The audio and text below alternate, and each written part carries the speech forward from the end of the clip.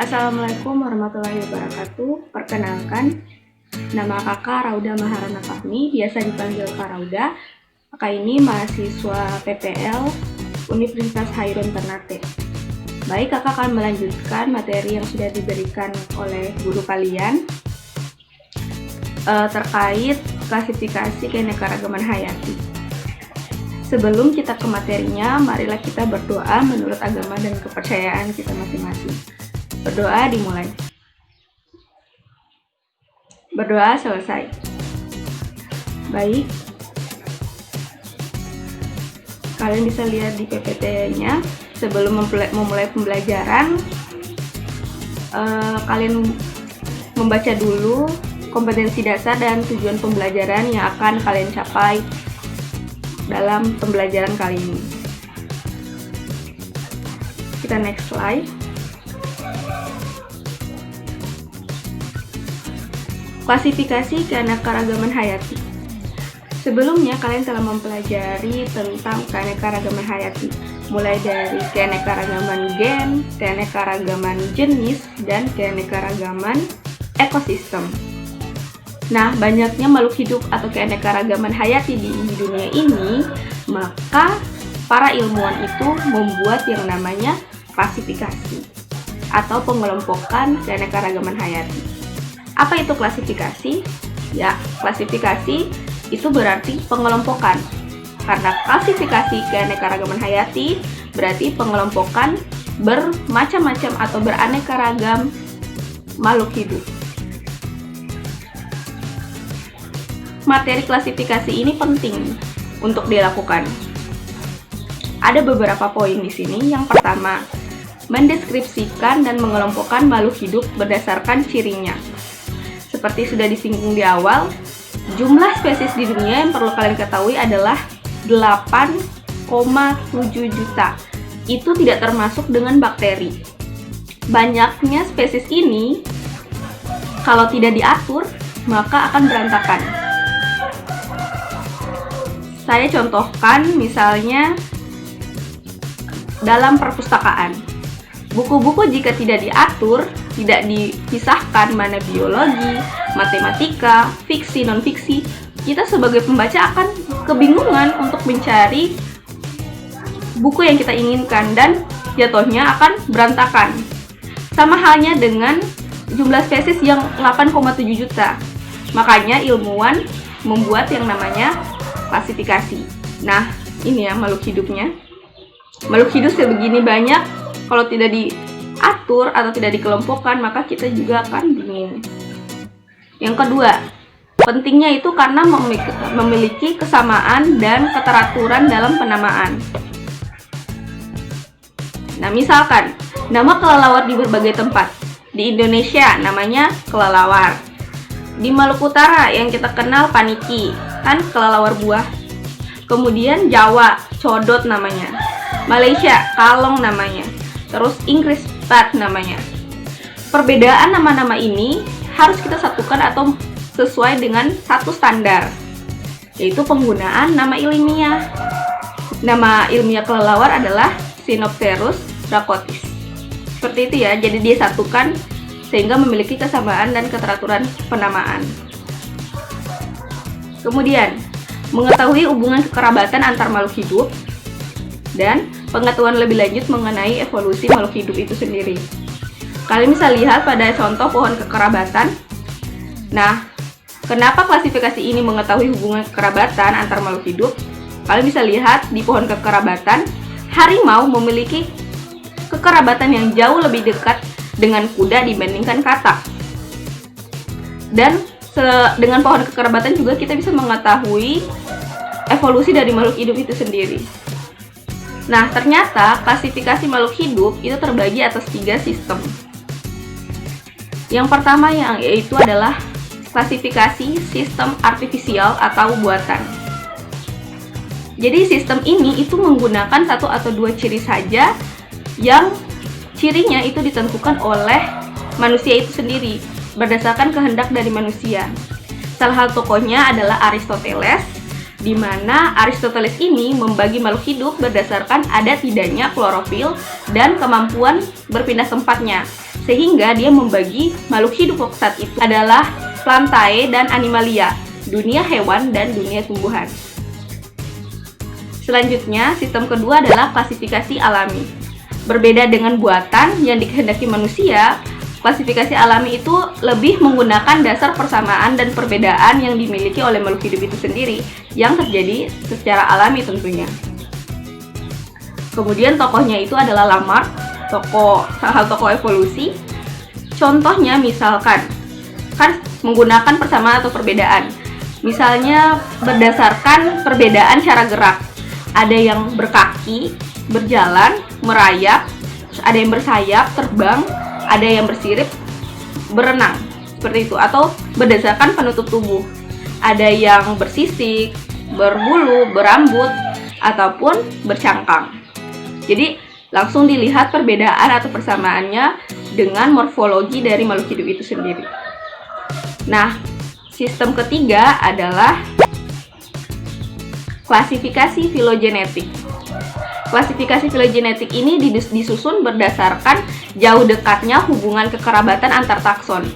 Sistem ini itu mengacu pada sifat bentuk luar, faal atau fungsi, tingkah laku dan pewarisan sifat. Lebih ke kalau alami hanya sampai ke morfologi, nah kalau filogenetik lebih luas, yaitu dari morfologi, anatomi, fisiologi. Seperti itu ya. Salah satu tokohnya itu Whittaker. Dia yang mencetus sistem klasifikasi 5 kingdom. Nah, bagaimana perkembangan sistem klasifikasi di dunia? Yang pertama yang tentunya sistem 2 kingdom. Sistem 2 kingdom ini dipelopori seperti sudah disampaikan sebelumnya Aristoteles, di mana dia membagi kingdom hewan, Animalia, dan kingdom tumbuhan, Plantae. Kemudian yang kedua, sistem 3 kingdom.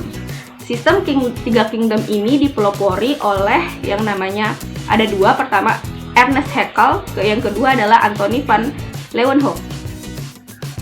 Ernest Haeckel itu dia membagi Animalia, Plantae, dan Protista.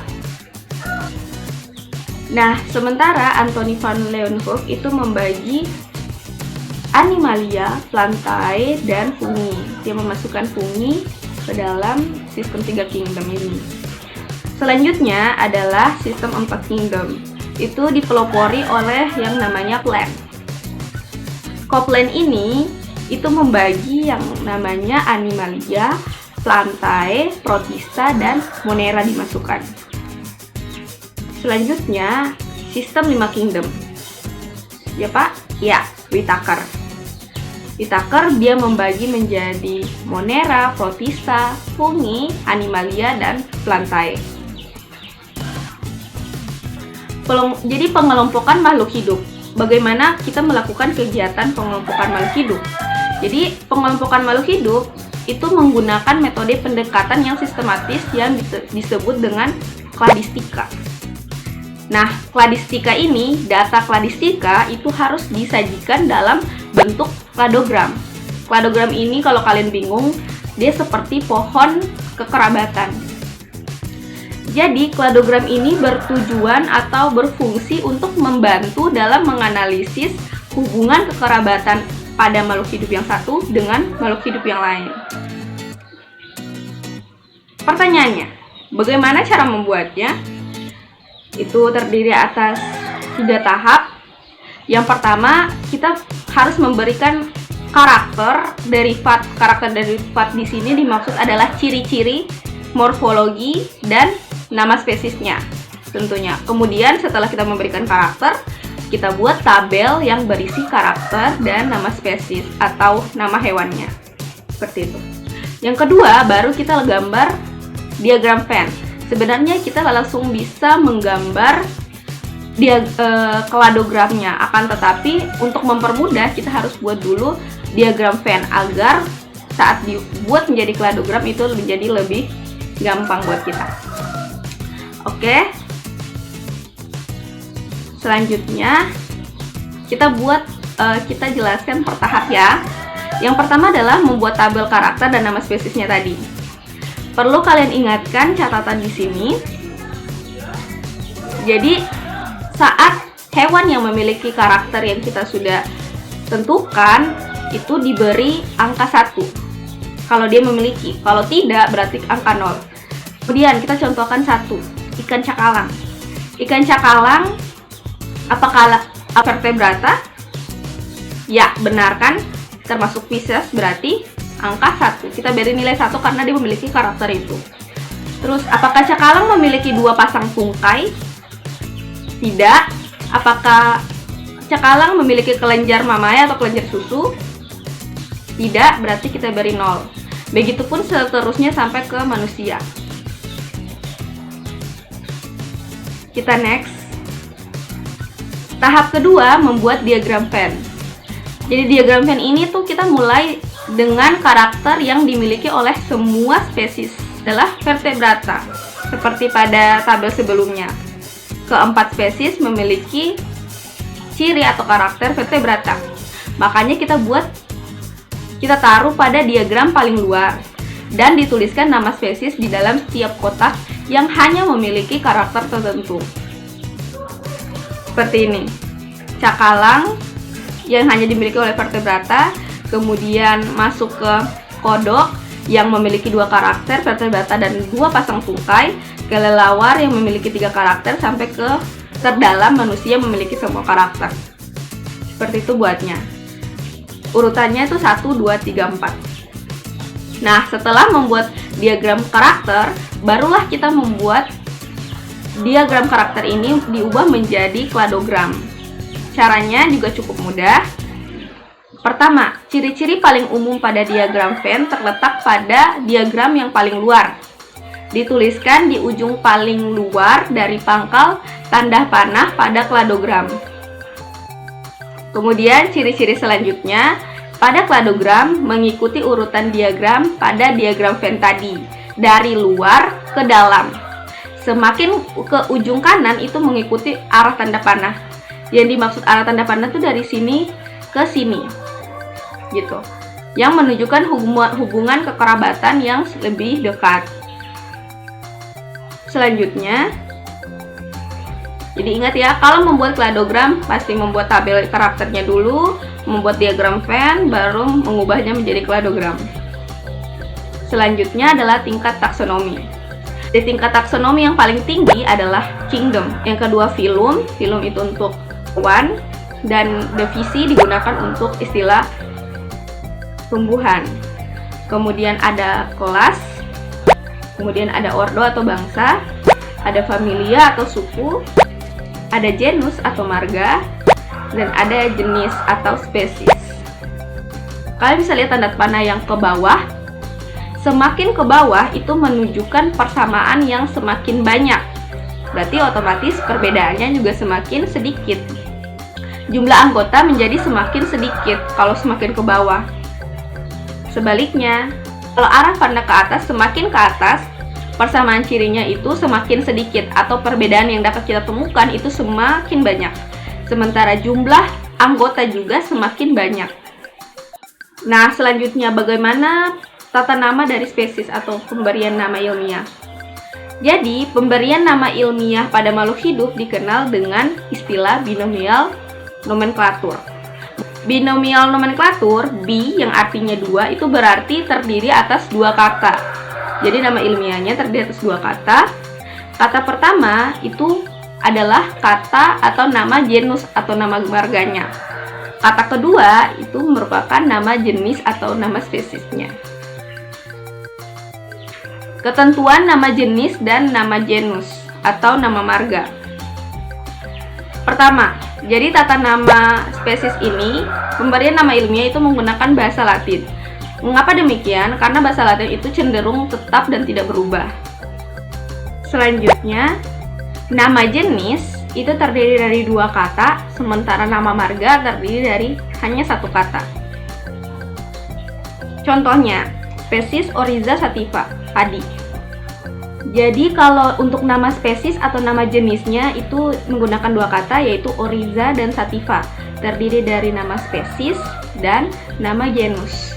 Sementara nama marga atau nama genus hanya terdiri dari Oryza saja. Itu bedanya ya. Selanjutnya, Nama marga diawali dengan huruf kapital. Kemudian kata kedua yaitu penunjuk jenis itu ditulis dengan semuanya huruf kecil. Yang ketiga ditulis dengan cetak miring atau digaris bawahi secara terpisah. Contohnya, Oriza Sativa. Oriza Sativanya tulisannya miring, dicetak miring. Kemudian pada kata kedua itu semuanya tulisannya kecil. Pada Zenus, kata Zenus, nama Zenus itu huruf pertamanya besar. Kalau tidak huruf miring, cetak miring, kita menggunakan garis bawahi yang terpisah, tidak boleh menyatu. Selanjutnya, nama penemu dicantumkan di belakang nama jenis. Misalnya, Ficus benjamina, L. Nah, L di sini adalah nama penemu yaitu Linnaeus. Lanjut, sekarang ketentuan nama suku atau famili. Jadi ternyata nama suku itu berasal dari nama marga. Misalkan Musase. Musase ini itu berasal dari nama marga Musa. Seperti itu. Kemudian nama suku ini ditambahkan akhiran marga yang tadi berasal dari marga, itu ditambahkan idea untuk hewan dan asea untuk tumbuhan. Kayak gini. Contohnya, famili Solanaceae atau terong-terongan. Solanaceae itu marganya adalah Solanum. Solanum plus Acea disebut. Jadinya Solanaceae. Lanjut. Dalam sistem klasifikasi juga kita kenal yang namanya kunci determinasi atau kunci dikotom. Jadi kunci determinasi itu adalah cara untuk kita mengenali organisme dan mengelompokannya berdasarkan pada takson-takson makhluk hidup. Kemudian, kunci determinasi itu berisi deskripsi ciri makhluk hidup yang disajikan dengan cara berlawanan. Kedua, terdapat sederet bait yang terdiri dari 2 baris, isi pernyataan yang diberi nomor. Sekarang pertanyaannya lagi, bagaimana cara membuatnya? Ada 3 tahapan. Yang pertama, membuat tabel atau diagram dari objek yang akan diidentifikasi. Dan setelah itu kita buat diagram yang terdiri atas 2 karakter yang sudah saya jelaskan tadi. 3, mengubah diagram dalam bentuk pernyataan yang berlawanan. Kita langsung saja ke contoh. Contohnya, perhatikan contoh kunci determinasi dari hewan ayam, cicak, tikus, ikan, dan katak. Ini tahap pertama, langkah kerja yang pertama. Kita buat tabel atau diagram. Jadi pertama, hewan yang bertelur dan hewan yang melahirkan. Hewan yang bertelur dan melahirkan. Kalau melahirkan, di antara contoh-contoh ini adalah tikus. Kemudian bertelur terbagi lagi menjadi 2 ciri, yaitu fertilisasi eksternal dan fertilisasi internal. Fertilisasi eksternal itu ada yang kulit bersisik dan kulit berlendir. Bersisik di sini diketahui yaitu ikan, seperti contohnya, dan kulit berlendir adalah katak. Kemudian fertilisasi internal dibagi 2 lagi menjadi berkaki 4 dan berkaki 2, yaitu cicak dan ayam. Pemberian nomor di sini itu menunjukkan karakternya. Jadi yang pertama karakternya kan bertelur dan ada yang melahirkan. Kita taruh 1, A, dan B. Kemudian karena bertelur ini dibagi menjadi 2 lagi, berarti kita masuk ke karakter kedua, 2A dan 2B. Nah, 2A di sini itu meliputi karakter dari 3A dan 3B. Kemudian 2B itu meliputi karakter dari 4A dan 4B. Setelah buat diagram, kita buat kunci dikotomnya. Berarti kita tinggal mengikuti saja. Berkembang biak dengan bertelur itu nomor 2, yaitu karakter nomor 2 A dengan B. Cara bacanya kayak gini ya, berarti ikan mas ini dia memiliki kulit bersisik, dia mengalami fertilisasi eksternal, dan dia bertelur. Seperti itu. Selanjutnya kulit berlendir juga sama, yaitu katak. Katak ini dia memiliki kulit berlendir, terus dia mengalami fertilisasi eksternal dan dia bertelur. Jadi karakternya itu berkaitan satu sama lain. Mungkin itu saja penjelasan dari kakak, lebih dan kurangnya kakak mohon maaf. Sebelum itu kalian diminta untuk mengerjakan tugas yang meliputi pembuatan kladogram dan kunci determinasi. Demikian, terima kasih. Wassalamualaikum warahmatullahi wabarakatuh.